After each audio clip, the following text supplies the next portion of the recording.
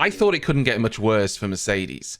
They struggled in the last race at Bahrain, but as I talked about in a previous video, Toto Wolff was already publicly slating the car before that race even happened, which I doubt was particularly motivating to the team back at Brackley. Then, after the race, both drivers were clear they were a long way off, and it's unlikely they'll be able to catch up this year. After the race, Lewis said, "We're just lacking downforce, so we've got to work really hard and add that ASAP. Anything that can get in the wind tunnel, we need it tomorrow. We've really got to push massively to try and close that gap.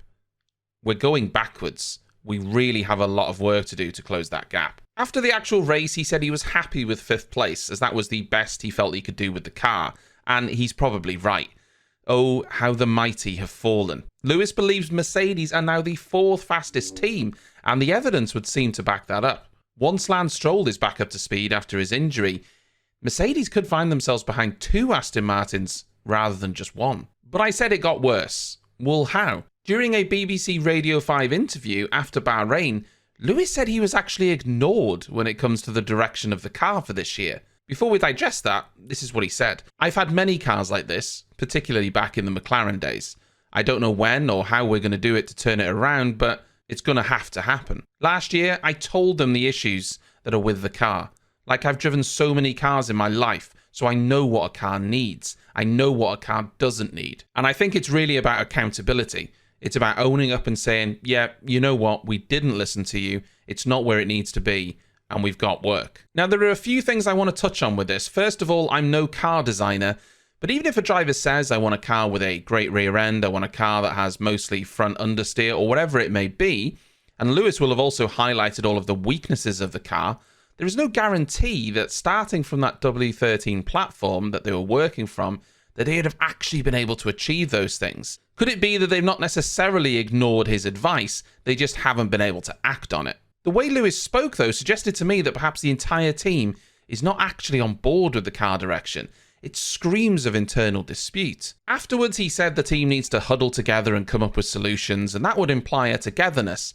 But using the term accountability does suggest he has strong feelings on where the blame lies, and it's an odd thing to say. This is all reading between the lines, of course, but from listening to all the interviews with Toto, Lewis and George, although less so George, I feel like a point is being made when they're speaking to the media. It's almost like, yep, we tried to tell them, but no one listened, and now we're going to scream it from the mountaintops every chance we get. Mike Elliott is the Mercedes technical director, having transitioned to the job after James Allison became chief technical officer in mid-2021. Lots of technicals there.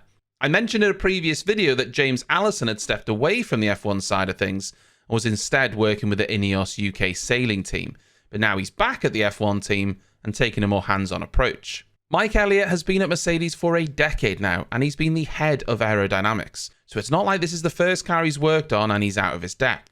James Allison was leading the technical side of things when Mercedes were producing their title-winning cars, but Mike Elliott was right there working alongside him.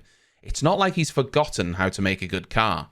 Mercedes tried something very different to other teams in 2022, and it hasn't really worked. They were stubborn to an extent, really wanted to make sure they got everything out of this concept before they abandoned it, because according to their data, it had a lot of potential. Interestingly though, at the beginning of the 2022 season, Ferrari said they tested something similar to what Mercedes had in the wind tunnel, a zero-pod concept, and they dismissed it because while it had advantages, it produced a lot less downforce than the alternatives, and that's proven to be the case. Have Mercedes just fumbled the ball? Have they just gone down a bad route? It would certainly seem so. And while it looks like it's going to be a painful year on track, it's going to be even worse if the drivers and team principal are slating the car at every race weekend. Oh, and Lewis is out of contract at the end of the year. Is he going to want to continue in a midfield car? Probably not. Thanks for watching this video. I hope you enjoyed it. Be sure to like and subscribe. And why not check out a few of these other ones? Until next time.